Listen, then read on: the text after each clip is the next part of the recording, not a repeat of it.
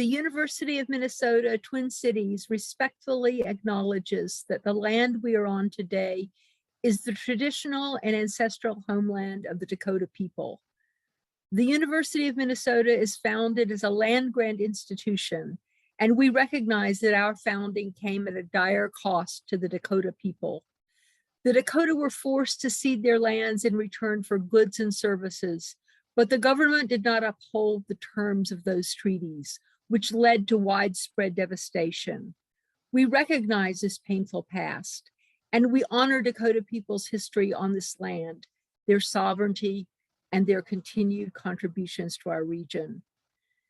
Minnesota comes from the Dakota name for this region, Minnesota Makoche, the land where the waters reflect the skies.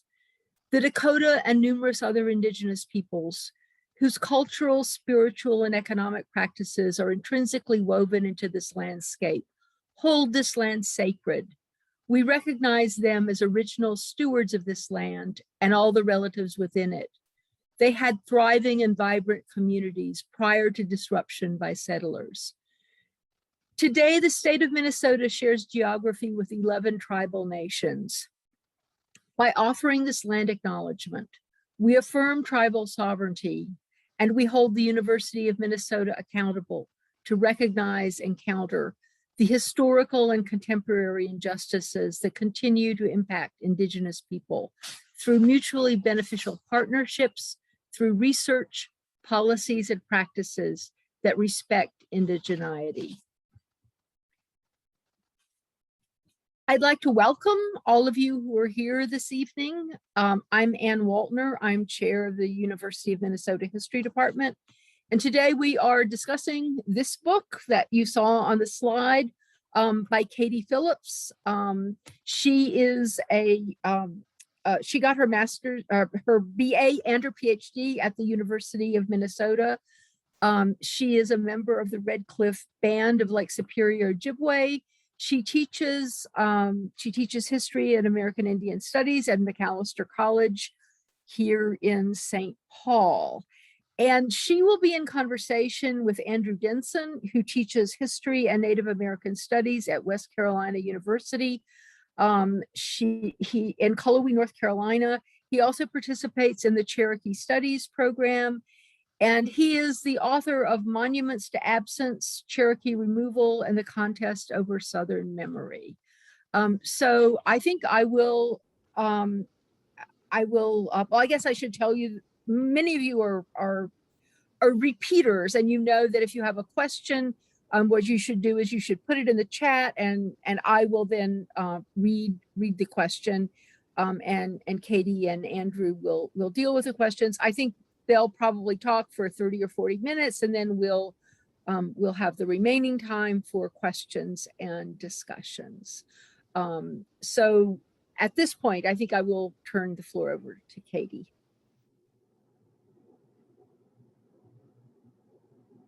Bonjour, Nijuag.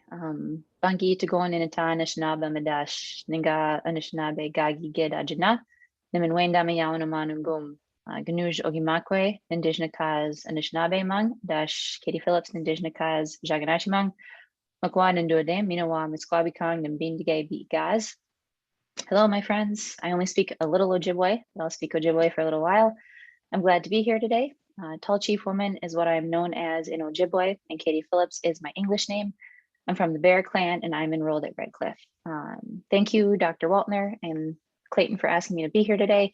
Thanks to Andrew for taking more time to spend more time with my book, and thanks to all of you for joining us as well. Hey everybody, hello from Western North Carolina. And I think we're just gonna sort of dive into some questions and talk about the book. I'm really happy to be here. This is a book I like a great deal. Yeah, it's just such a, I hadn't met Katie prior to meeting to prepare this. It was really a pleasure meeting her. And I'd also say just that the program in Minnesota is one that I really admire. I've had grad students and undergrads who've gone on to that program, and it's really a pleasure to be seeing you all this evening. So just to start, I thought I would ask Katie just how she came to this topic, right? Why tourism performance? I think we share a fascination with like historical pageants and things like that. I know how I came to those, but I'd really like to hear how you came to this this subject. Sure. And so this is, it's a kind of a long story, but I promise that it's worth it. So like I said before, I'm enrolled up at Red Cliff, which is in northern Wisconsin, up by, kind of Bayfield and things like that. And I tell people, like, if you're not familiar with the geography, it's basically as far north in Wisconsin as you can go, because then you run into a giant lake. And so it kind of helps with the geography to be like, it's like very far north in Wisconsin on the south shore of Lake Superior.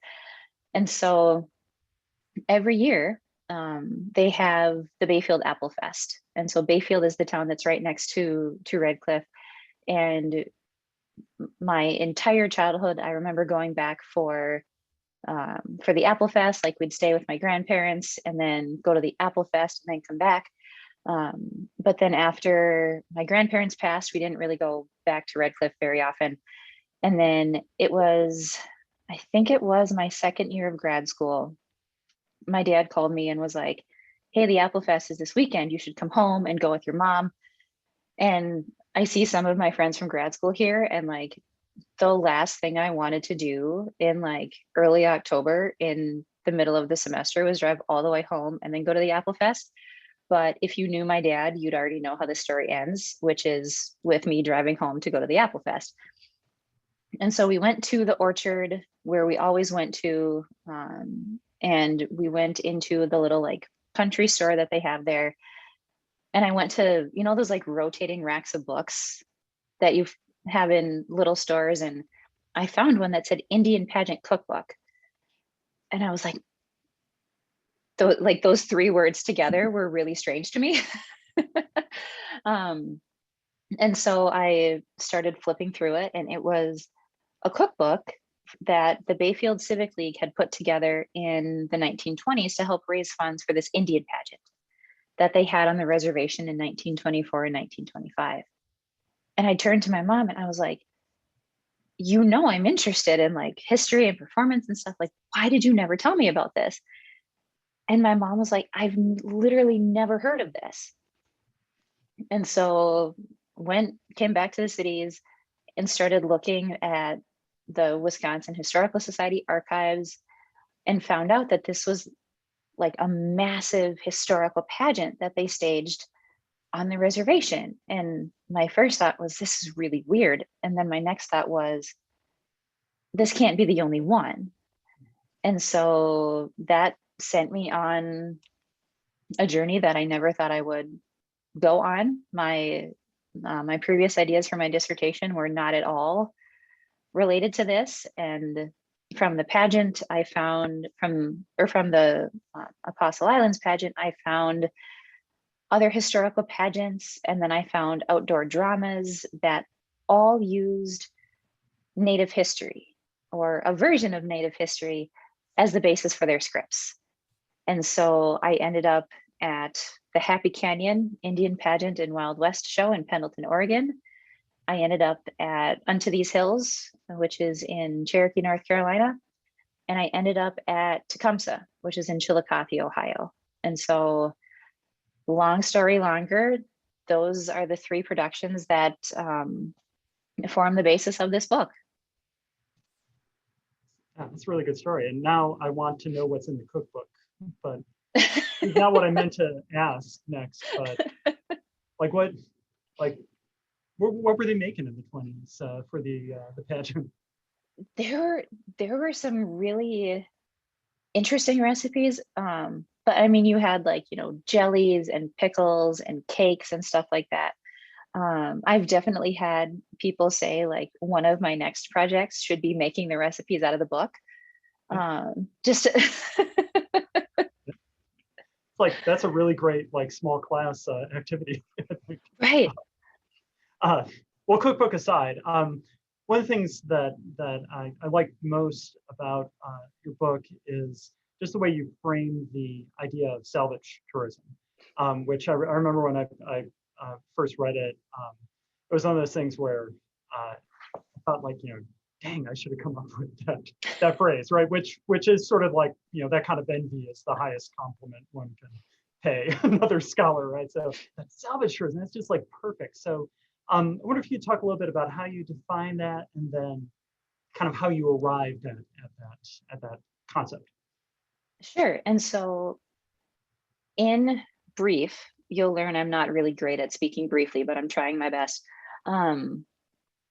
So I consider salvage tourism to be kind of a theoretical framework that helps explain how and why, in different time periods and in different geographic areas, tourism proponents turn to narratives of indigeneity. And I came up with it sitting in my advisor's office, sitting in Jeannie O'Brien's office. And because I just kept saying, like, these productions, like, they're so weird, they're so strange, like, it's almost like and we were talking about, it's tourism, but it has hints of like salvage anthropology and salvage ethnography, and yet it's tourism. And then we were like, it's salvage tourism. And then Jeannie was like, okay, cool, now define it. And so there was a lot of work. Some of my colleagues that are on here read drafts after drafts and helped me, kind of come up with this definition, and to think about how this framework could be and should be applied elsewhere, right? Like, this isn't, I don't think of salvage tourism that should only be applied to historical pageants and outdoor dramas that use Native history as the basis for their scripts, right? Like, trying to think of it as something that folks could use as a broader framework.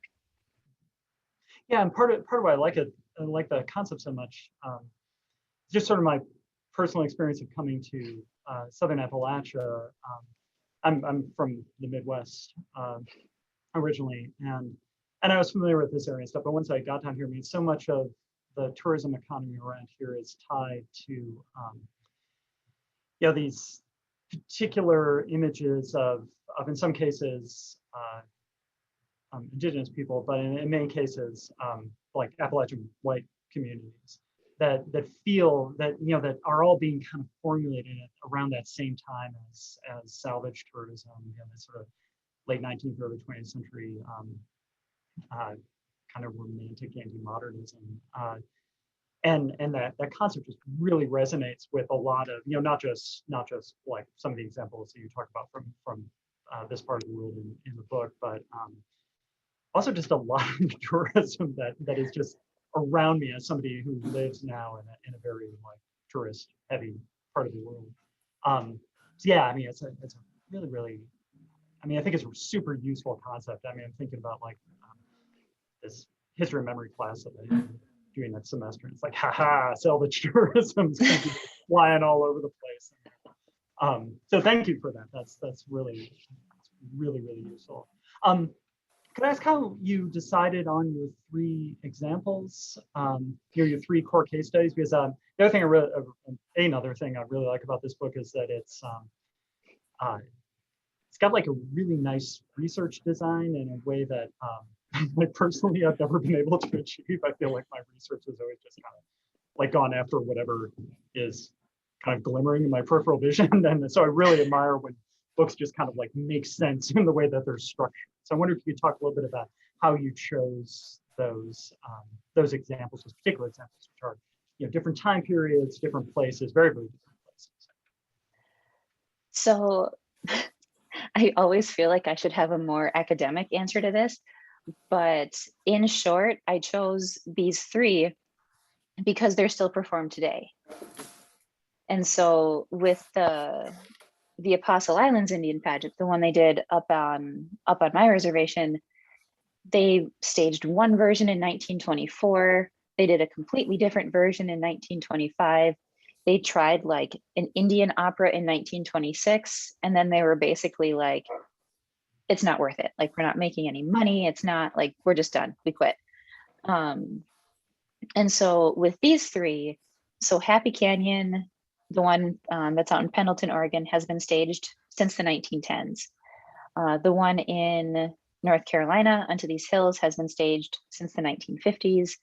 And the one in Chillicothe, Ohio, the one about Tecumseh, has been staged since the 1970s. And so I also have, I'm starting to admit this more, but I also have a hefty theater and performance background. And so that was another big draw for me, was the chance to, on one hand, have the historical research and do, you know, the archival research and all of that, but then also to have the chance to see these and to experience these productions in order to be able to write about what it's like to be a tourist in Chillicothe, to be a tourist in Cherokee, to be a tourist in Pendleton. And so that explains kind of the framework of the book, where it's like there's one chapter that has, you know, the heavy historical lifting, and then the second chapter for each production includes, you know, my experiences going there, you know, going backstage, sitting in these like incredible outdoor amphitheaters and things like that. And so, yeah, basically a selfish desire to want to see what these productions actually look like. That's, yeah, and I mean that, I mean, not the selfish desire, but like, you know, sort of the benefit of that, I think really comes both through, whether it's selfish or not, right? Is, I mean, again, I'm just sort of thinking my own experience with you know, writing about historical pageants, historical dramas, and yeah, there's simply writing about them as these things that come to you through text is, yeah, there's something kind of fundamentally unsatisfying about that. Sort of a related question to that, I mean, in terms of like method, talk more about how you blended kind of the, I guess you would say, you know, sort of oral interviewing and just your own experience with the archival work and the work in records. Yeah, and so that was with the archival work, that was really trying to lay the foundation for understanding why each of these productions came about in the era it did, because they're all very different eras and regions. And so thinking about, you know, Oregon in the 1910s, thinking about this shift from, you know, there's a great line in one of my primary sources talking about like the wild and woolly, you know, West, that was Pendleton with the cowboys and the ranching. And then all of a sudden there's this shift to like sheep and agriculture, and this sense, right? And this fear for a lot of people in the region that they were losing that really key part of their identity. And so the pageant, in many ways, the pageant and the night show kind of in many ways encapsulate that fear about, you know, how can we still be who we are if we no longer have, you know, if we can't be cowboys anymore. And so, you know, really trying to lay the framework for each of those three. And that was honestly, the archival work was a lot more challenging, and the trying to incorporate the secondary literature and things, because it was fascinating to try to think about, okay, what's happening in Oregon in the 1910s, what's happening in North Carolina and kind of the United States as a whole in the 1950s, what's happening in Ohio and across the country in the 1970s. And I was able to kind of pinpoint not only these moments of kind of historical anxiety, but also that these were key moments in federal Indian policy. And having, I had to do a lot of heavy lifting to figure out what was going on in the 70s. Mm-hmm. At that time. One of my colleagues at McAllister once said that the decade you know the least about is the one that's like right before you were born. And so I was born in the 80s. And so thinking about the 70s, I was like, I have no idea what's happening. And so I really had to do a lot of work there. But the people I met in all three places were really open and welcoming and willing to answer my questions. I mean, in Cherokee, I got to go backstage and hang out, you know, kind of be a fly on the wall backstage during a couple productions. In Chillicothe, I mean, the CEO of the production like drove me around the property in his truck and like answered all my questions and had great conversations with me and things like that. And so with the kind of the on the ground, the field work part, I wanted to show the reader what it's like to be there, right? Like what it feels like as an audience member to witness like Tecumseh's death, you know, what it feels like to witness removal, right? And to see how these productions like dramatize really horrific pieces of Native history. Yeah. In the, trying to think of phrases, in your field work, I use the old-fashioned term, right? In the rural interviewing and all that kind of thing. I mean, did anything like sort of surprise you? I mean, what were you expecting when you went into when you sort of moved from studying these things as you know, sort of history, right? You know, textual stuff to kind of experiencing them as a visitor and then talking to the heritage like producers, heritage workers. Anything like surprising in those experiences? Yeah, the biggest, I think Happy Canyon was where I was the most surprised. And so Happy Canyon is staged in conjunction with the Pendleton Roundup. And so, you know, I was going around, they have this, they call it the Indian Village, which is where, you know, the Native performers and people from the Native communities come and they set up their teepees and basically live there for the week of Roundup. And, you know, some participate in the night show, some participate in, you know, the beauty pageants and things like that.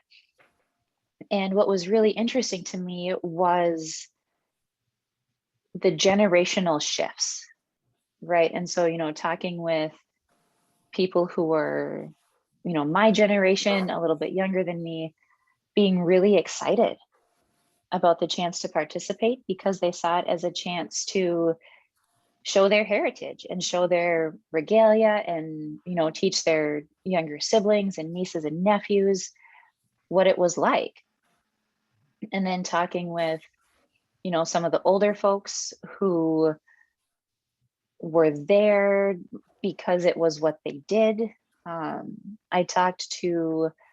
actually had the chance to talk to one of the chiefs and his family, and he was very blunt about what he thought about the production and told me the story of what happened to some of his ancestors and how they were treated and how they were killed.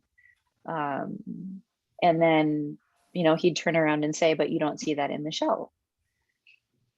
And so that disconnect was really striking to see kind of that the knowledge, right, that the older folks had about the historical conflicts that they still remembered, right, versus talking to, you know, the people closer to my age who are like, it's a lot of fun. And so those shifts were really interesting to kind of work through. Well, and surely then sort of participating or at least observing those productions and becomes a sort of like multi-generational community experience, right? And in like really interesting, complicated ways. I mean, I'm thinking about just like talking to folks, you know, around here about Onto These Hills, where it's, I mean, everyone knows like the original version of the Onto These Hills, like why it was problematic. But by the same token, the sense that like, you know, so one person, you know, in their 20s who I'm running into in class, like, oh yeah, I was in like some of the background scenes one summer, and it's like, oh yeah, my dad did that, or my mom, or my aunt, whatever. And the way this sort of multiple kind of ways in which people are invested or in or kind of critiquing that production are just really, really interesting. You know, as an outsider, I guess, watching. Yeah, and it is really incredible. And you know, to your point about Unto These Hills, so the original script from the 1950s was written by a graduate student at the University of North Carolina at Chapel Hill, and the script is exactly what you would expect a script about, you know, Cherokee removal to be, you know. And they did that production, you know, they staged that same one from 1950 up through the early 2000s and tried about 3 or 4 different things, tried to revise it, revamp it, you know, kind of infuse some more life into it. And then a couple of years ago, they went back to the original script. And they've cut out this opening scene where like one of Hernando de Soto's men kills a native person. Like they've cut that chunk out. But it's really fascinating to, you know, for you to hear students be like, oh yeah, I was in it, or like, yeah, my dad was in it. And then to see how it's still around, right? And that these productions are still a big part of not only the tourist industry, but kind of the collective memory of the region. Yeah, and everyone knows it's problematic, but it's taken on sort of a life of its own within, you know, within the communities out here. I mean, I was kind of arrived here around the time it was being like remade the first time, and you know, and went to multiple productions and stuff, and so I got a lot of like, oh, you're the historian, like tell us what, like, is it okay? I'm like, I don't know, that's not my decision, you know. So yeah, the lives of these productions over time are really, really fascinating.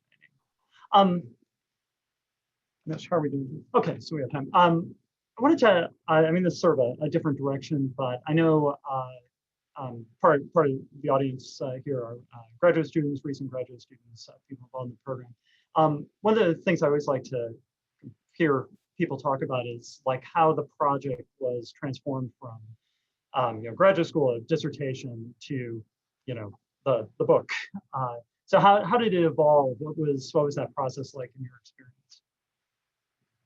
So the biggest thing I can say is that the dissertation was obscenely long. One of my former committee members is on here, and I apologize for the length of what you had to read. But obviously the book is much, you know, it's tighter, it's more condensed and things like that. But one of the biggest shifts was pulling out. So in the dissertation, I actually started with the Apostle Islands pageant, the one up on my reservation. And so that production got cut from the dissertation because, you know, it's not performed anymore. It didn't quite fit. And I wanted, in the dissertation, I couldn't quite give it the attention I wanted to. And so that work will actually be part of my next book. And then I kept Happy Canyon and Unto These Hills, and then I added Tecumseh. Tecumseh was not in the dissertation. That was all brand new research. And so aside from going through and just like slashing out, you know, entire pages and sections that no longer made sense, it was more about refining the idea of salvage tourism. That I came to that very late in my dissertation. And so that was where I think I really did a lot of that heavy lifting, was really laying out what salvage tourism meant, kind of tightening the arguments and reframing things for Happy Canyon and Unto These Hills, and then basically starting from scratch with Tecumseh. That's really interesting. So what was the, so when in choosing Tecumseh, were you thinking not just, and I keep wanting to like shout Tecumseh because it has an exclamation point.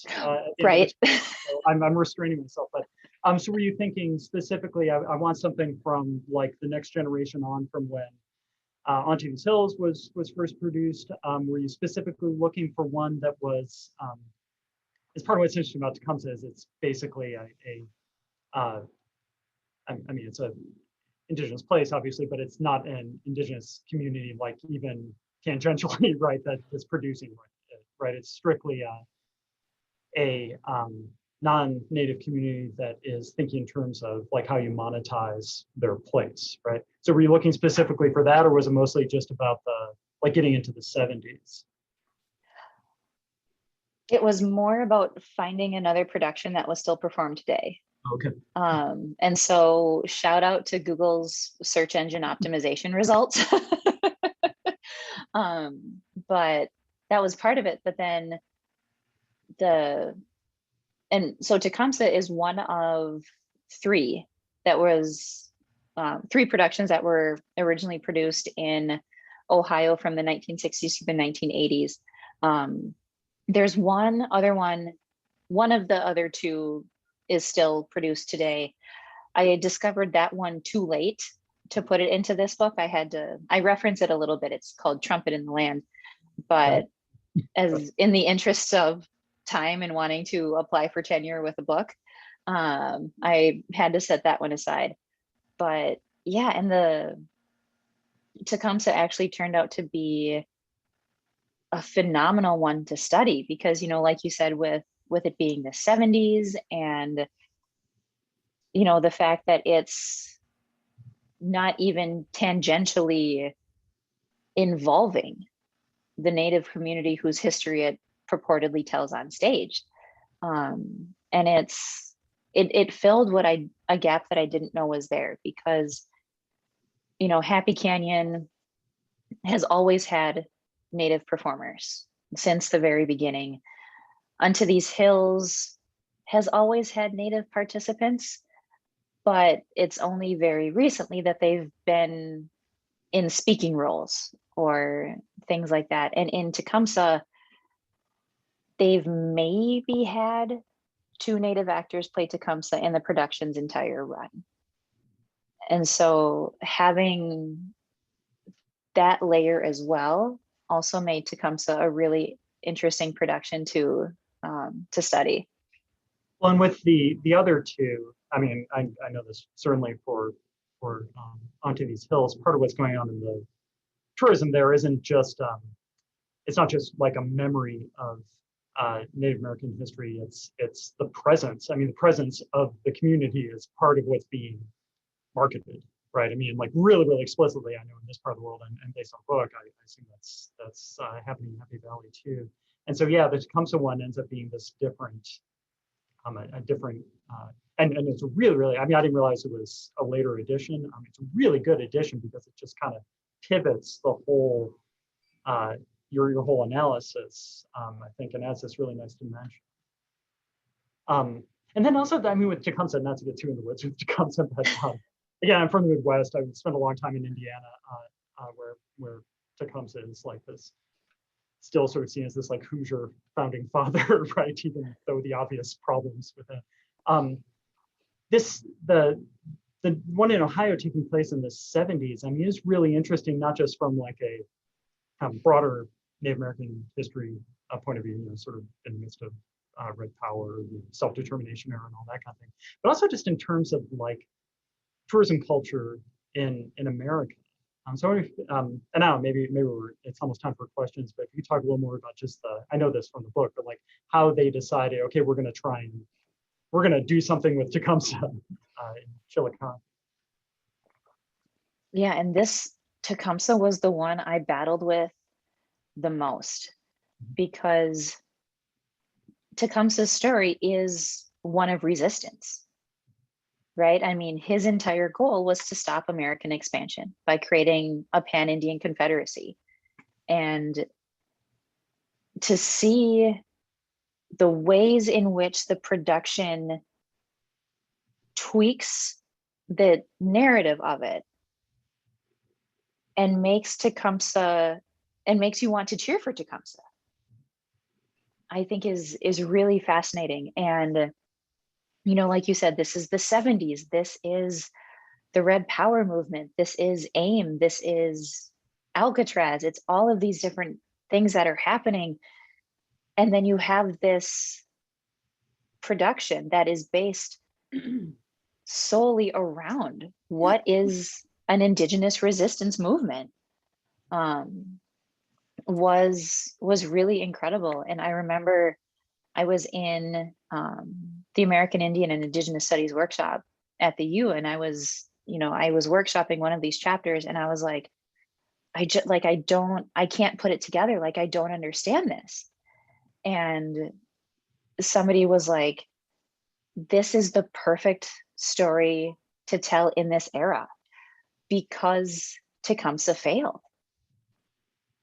And he then becomes safe to memorialize and remember and create this narrative around because of the failure. And so I think that's probably like a subconscious facet of it. But yeah, and it's, when I went to see that production, I didn't do any research ahead of time.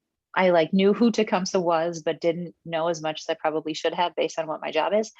But I was like, I'm going to play a tourist. And so I went and I saw the production, and then I started reading our David Edmonds's books and, Adam Jortner and things like that.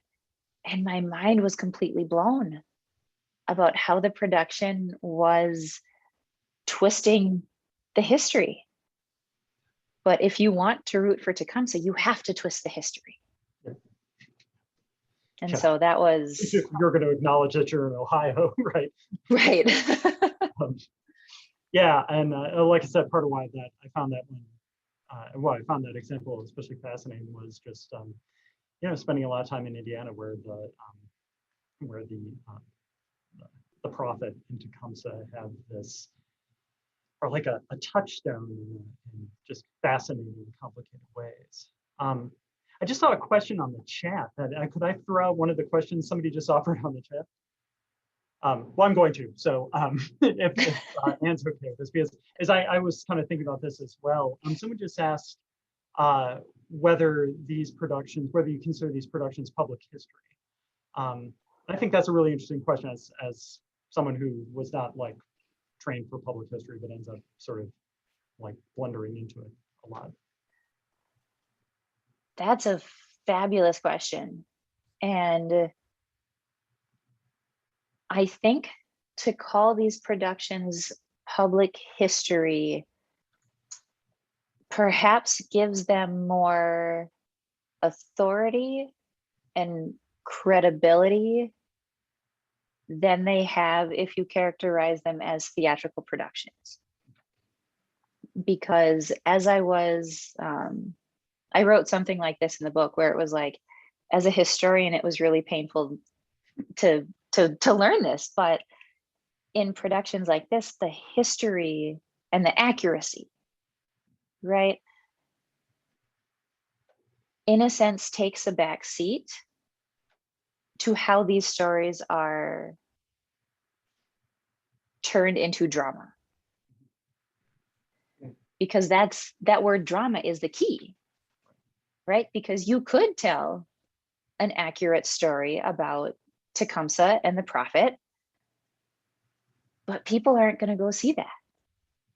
Although I would, yeah, I mean, I think you're absolutely right. I mean, modify that a little by just sort of, I'm just again thinking about just some of my own research experience. It's really interesting the way, and I think you bring this out in some of the chapters, the way that these productions that are clearly about, like monetizing local history, right? The way and dramatizing, the history of a particular place. A lot of times at least I found in my own experience, they draw upon or reflect patterns of like earlier heritage work that that they clearly are more firmly in the realm of public history in the sense of memorialization, like public formal memorialization, or like a lot of the pageants in that kind of turn of the century heyday of pageantry. It's like communities playing out the same histories that they're like putting in marble on the town square and then like installing in local museums and things like that. So and you know, to answer this, because that's outside the scope of the book, but like when I read the Tecumseh with an exclamation point chapter, I think about like what the like local monuments from the early 20th century or the mid 20th century, what they look like, the sorts of stories they tell, and sometimes I think they blur on the edges, right? Sort of what would have been public history earlier in the 20th century or whatever, when it ends up being the dramatized history. Yeah, Earl Ross, the person who posed that question, put another question in the chat. These are reductive histories. I mean, I said it as a statement. He posed it as a question. So would you regard them as reductive histories? I don't think I would, because to me, these productions tell us more about the context in which they're created than the historical narratives they're trying to sell. And I think to call them reductive takes some of that away, because, to Andrew's point, there's definitely a shift in this era from these historical pageants where, drama be damned. It is like, we are going to march through history regardless of how entertaining it may seem to be or how boring it may seem to be. Right. And then there's this shift towards this outdoor drama movement. And it took me a long time to figure out what outdoor dramas were and how they were different from historical pageants. And there are a lot of really great quotes and things from some of the people who were the creators of this outdoor drama movement, talking about, what it means, to have it be about the spirit of history. Right. And I think when you take the history and you add the drama, and you can kind of see how they pull apart these different pieces and then like put them back together, it is really, really incredible. And I don't think it gives them the credit they deserve to call them reductive. I think it's more nuanced than that, and that we need to understand what it means to create a show like Tecumseh in the 1970s, what it means to create Unto These Hills in the 1950s. Yeah, I actually have a comment that may start out seeming like it's going to be a long story, but I'll try to keep it short. So I teach Chinese history, and when I talk about the Tiananmen massacre, some student will always raise their hand and say, I've heard in China they don't teach about the massacre in schools. And what I do is I say, can I see a show of hands? How many of you went to high school in Minnesota or Wisconsin? And virtually everyone who's white raises their hand. And I say, well, what did you learn about the Dakota War? And the answer is flat out nothing. And actually, one of my happiest moments as a teacher is, I talked about the Dakota War. And as a young woman was leaving the classroom, she muttered, I just can't tell you how pissed I am. I never heard about that before. And I grew up in North Carolina in the 1950s. And everybody knew about Cherokee removal. And it wasn't the main thing I thought about for years, but I thought about it, and finally it occurred to me, I bet you it was Unto These Hills, that Unto These Hills placed Cherokee removal into a kind of well, I hesitate to say comfortable, but almost comfortable public discourse.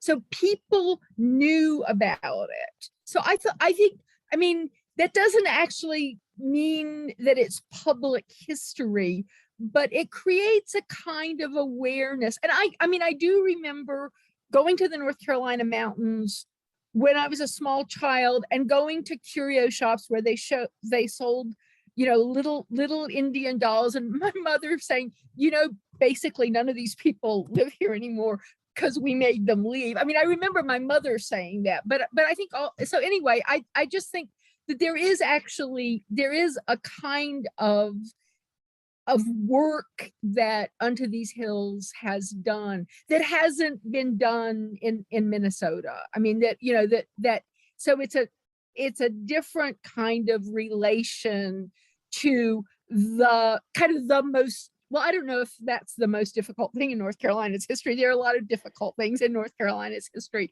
but it's a different position in regard to difficult history. Yeah, I mean, Cherokee deportation has this role in a broader public memory that made it, you know, before the 1950s. Long before, I mean, there's kind of a tradition of Southerners basically saying, oh, well, this is something that happened, and it always comes with regret, but it never comes with any kind of obligation to do anything. To do anything about it. Yeah.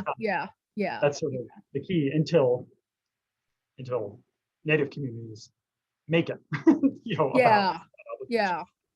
But yeah, I think you're right. I mean, there's sort of a small number of topics that end up being kind of acceptable in that way and that have sort of space already in public memory that then make, and I would actually suggest that, like Tecumseh and some great, you know, in some Ohio River Valley communities is one of those, is precisely one of the topics that it's already acceptable and then it's available for dramatization in the right settings and in the right, if you like tell the story in the right way or the wrong way, depending on how you do it.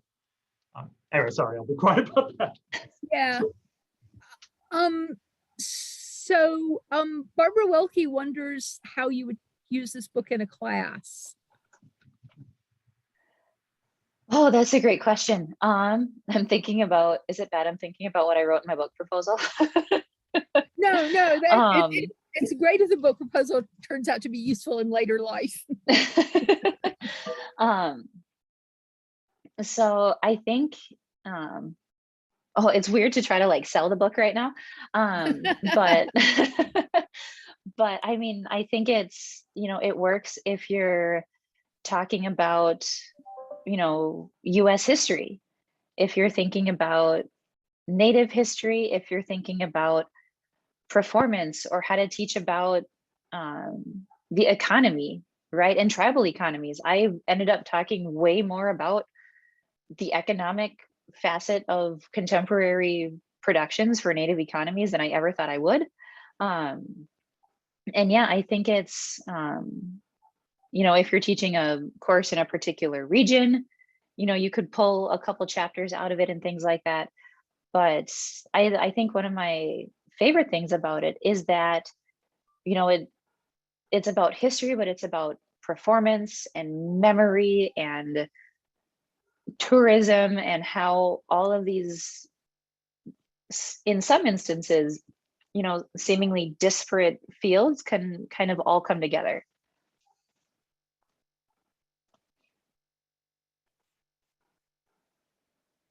You're muted, Anne. Yeah, my computer kept wanting to talk to me, which I thought was a bad idea. So Earl Ross has a whole bunch of interesting questions. And I guess one of them is, so who are these productions for? That's a spectacular question. And so I argue that these productions are for non-Native tourists. They're for non-Native tourists, and they're also for, at least in the case of Chillicothe, the non-native community where the production is staged.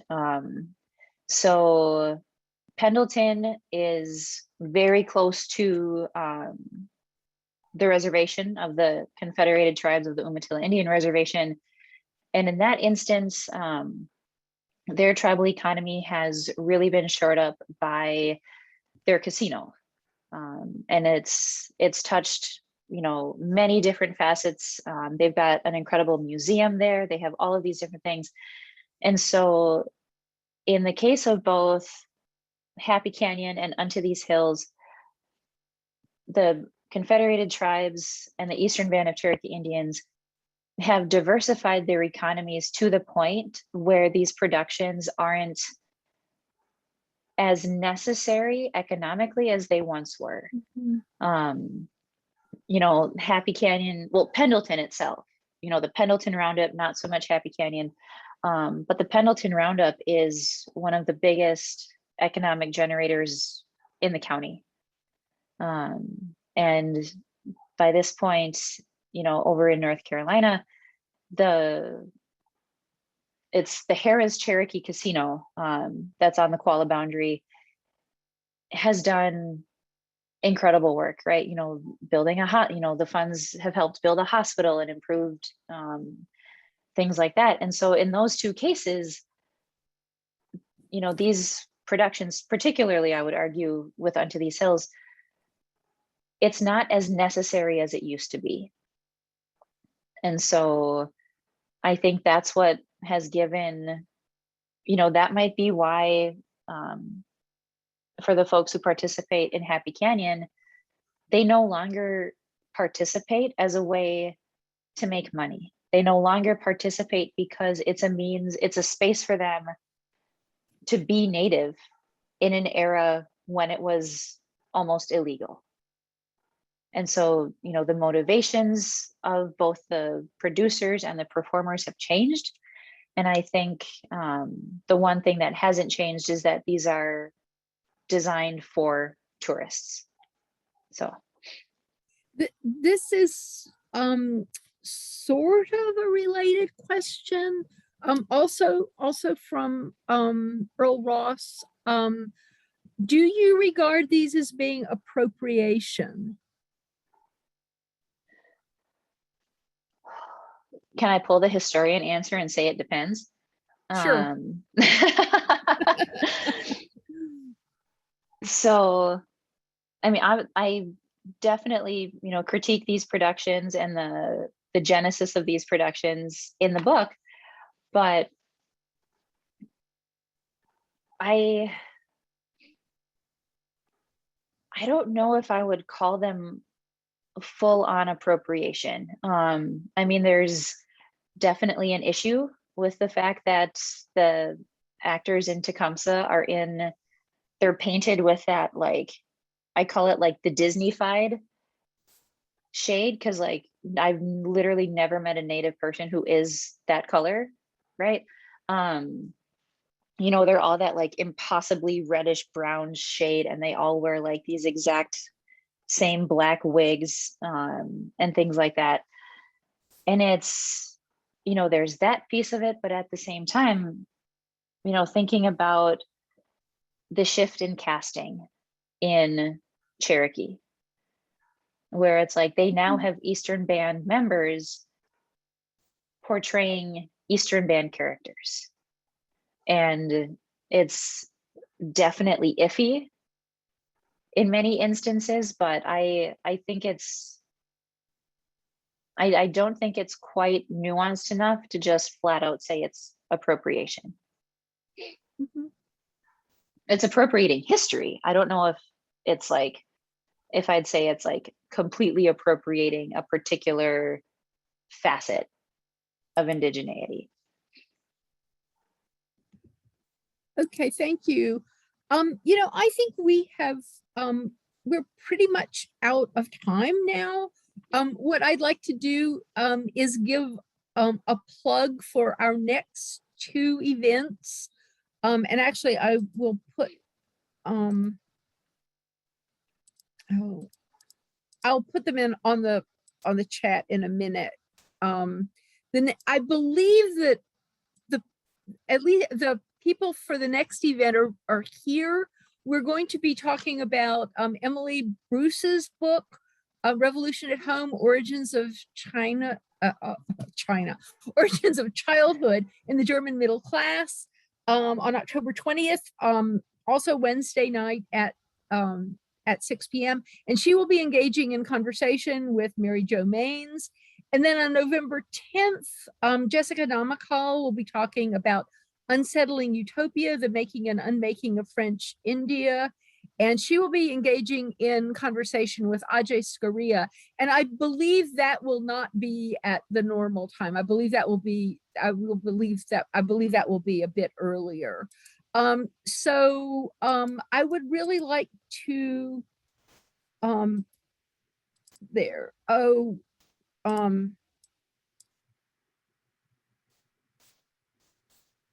yes.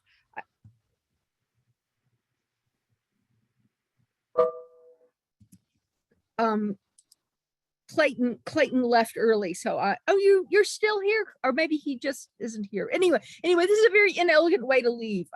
I would like to thank everyone who came, and I really want to thank both Katie and Andrew for providing us with an extremely interesting discussion of an extremely interesting book.